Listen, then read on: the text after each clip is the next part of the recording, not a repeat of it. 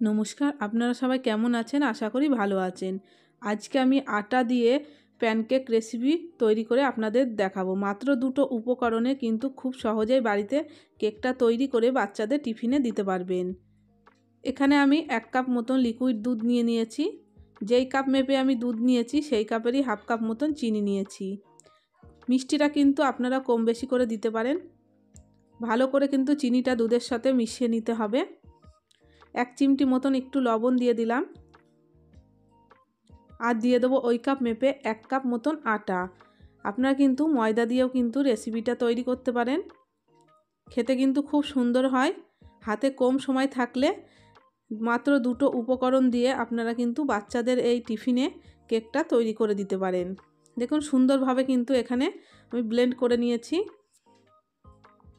ঠিক এরকম ঘনত্বে কিন্তু ব্যাটারটা তৈরি করতে হবে। রেখে দেবো 5 মিনিট রেস্টে।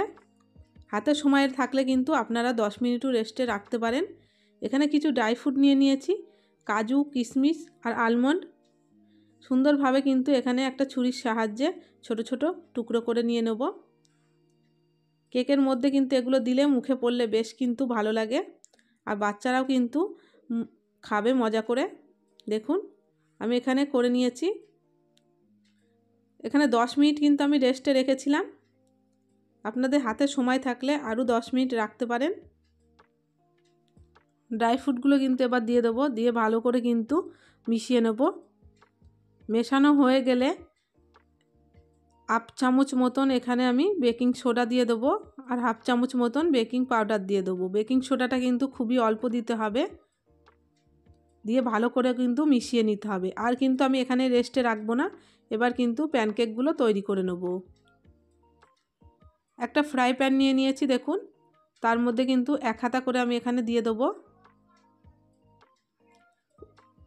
1 হাতা করে দিয়ে উপর থেকে এখানে কিশমিশ দিয়ে দেবো।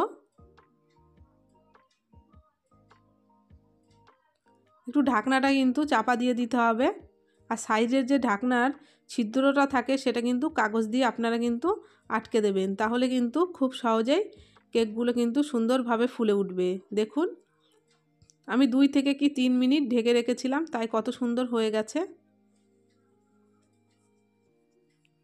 উল্টে পাল্টে কিন্তু তুলে নিতে হবে। হয়ে গেছে এখানে প্যানকেক।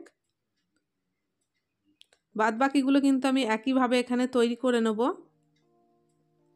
আবার আমি দুটো এখানে তৈরি করে নিচ্ছি। প্রথমে 2 হাতা করে দিয়ে উপর থেকে কিশমিশ দিয়ে দেবো।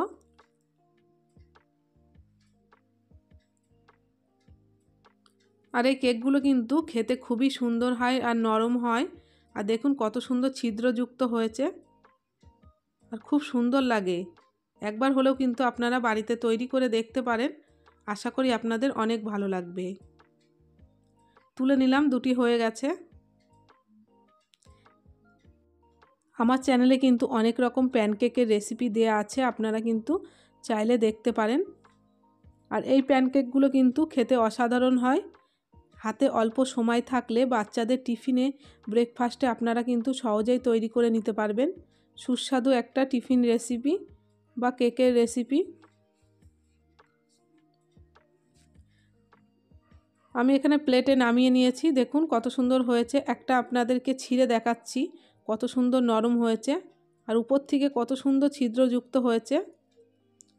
ভালো থাকবেন, সুস্থ থাকবেন, দেখা হবে নেক্সট রেসিপিতে।